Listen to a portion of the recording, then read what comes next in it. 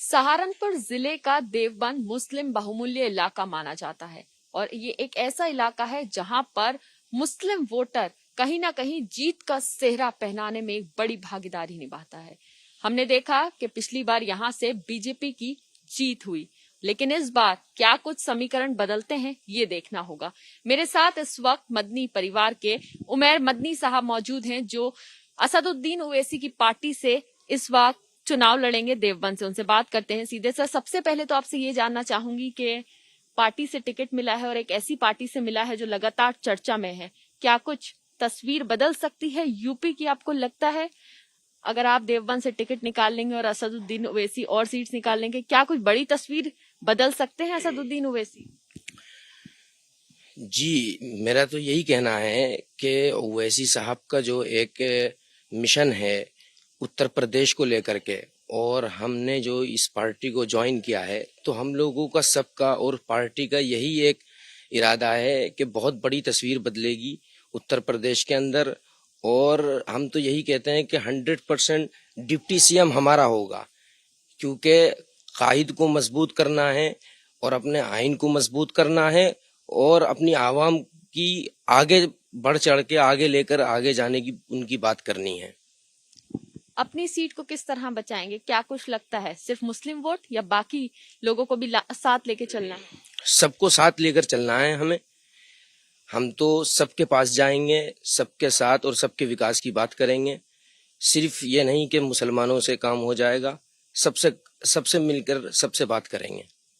लोगों के बीच जब हम पहुंचे, हमने पूछा कि यहाँ पर उमैर मदनी साहब भी खड़े हुए हैं। मदनी परिवार का एक बड़ा दबदबा माना जाता है देवबंद में।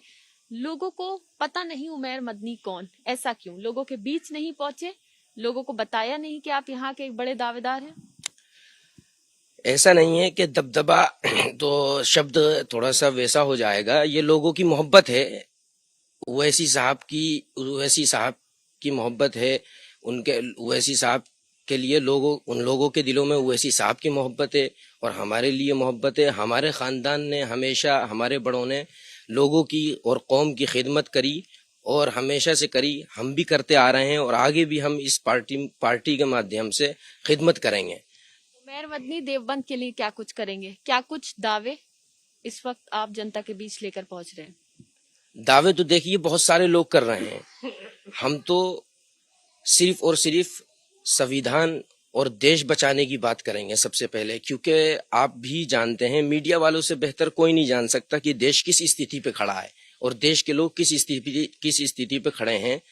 तो बहुत सारे मुद्दे हैं, इस पे तो अगर बात होने लगी तो बहुत वक्त जाया होगा। मेरा तो मानना यही है कि सबसे पहले देश बचाएंगे और देश के बाद फिर संविधान बचाएंगे।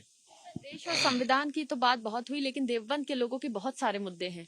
चाहे बस स्टैंड का मुद्दा हो, यहाँ की सड़कों का मुद्दा हो, विकास का मुद्दा हो, बेरोजगारी का मुद्दा हो। आप अगर यहाँ से उम्मीदवार के तौर पर जीत के आते हैं तो क्या कुछ उन लोगों के लिए करेंगे? क्या कुछ यहाँ के मुद्दे लेकर आप लोगों के बीच जा रहे हैं? अभी हमने तो सारे मुद्दे सोच रखे हैं और जितने भी यहाँ के हैं, चाहे वो एक सुई के बराबर हो या पहाड़ के बराबर हो, हर मुद्दा मुसलमानों का और हिंदू भाइयों का और जितने भी हमारे साथ जुड़े हुए हैं सबके मुद्दे हल होंगे। क्योंकि सबसे पहले जो है अपनी क़यादत इन आदमी को मजबूत करनी चाहिए।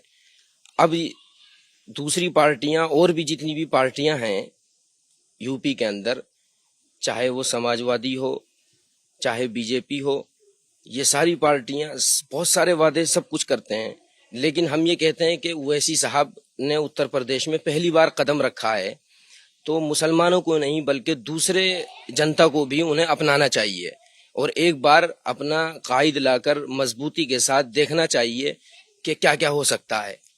सर, मैं ये जानना चाहूंगी कि क्या असदुद्दीन ओवैसी की पार्टी से एक मुस्लिम चेहरा उन्होंने आपको यहाँ से प्रत्याशी बनाया है, तो क्या आपको लगता है इसका फायदा आपको होगा और मुस्लिम पूरा वोट बैंक जो बढ़ जाता था बीएसपी और एसपी में, उसका फायदा आपको होगा?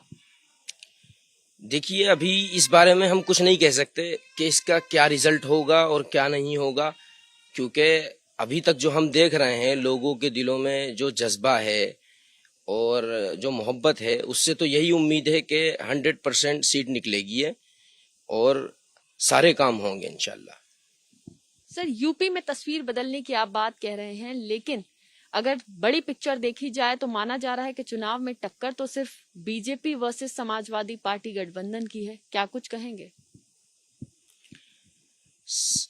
जो बीजेपी और समाजवादी की कोई नहीं है। देखिए, असल में सबसे बड़ी बात यह है कि जब से आज़ादी के बाद से आज तक कोई भी मुस्लिम चेहरा किसी बड़े ओहदे पर मुनक़िद नहीं हुआ, तो इसलिए मजलिस इत्तेहादुल मुस्लिमीन जो उत्तर प्रदेश में कदम रखा है और 100 सीटों पर वादा भी किया है यहाँ की जनता से कि 100 के 100 सीटों पर हम लड़ेंगे, तो हम ये चाहते हैं कि हिस्सेदारी की बात होनी चाहिए, मुसलमानों के हिस्सेदारी की बात होनी चाहिए, बिछड़े हुए जो लोग हैं उनके हिस्सेदारी की बात होनी चाहिए।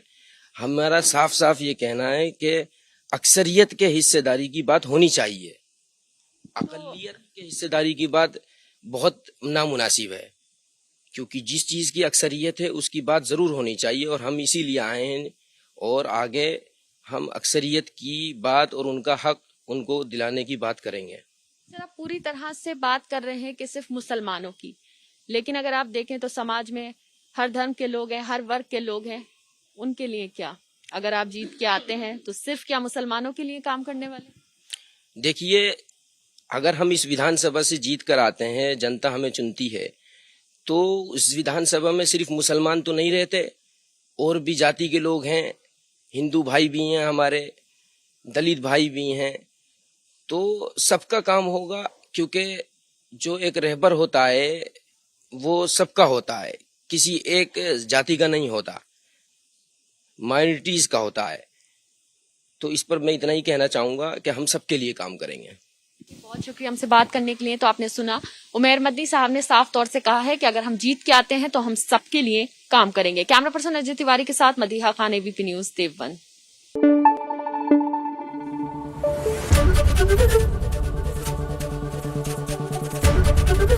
एबीपी न्यूज आपको रखे आगे।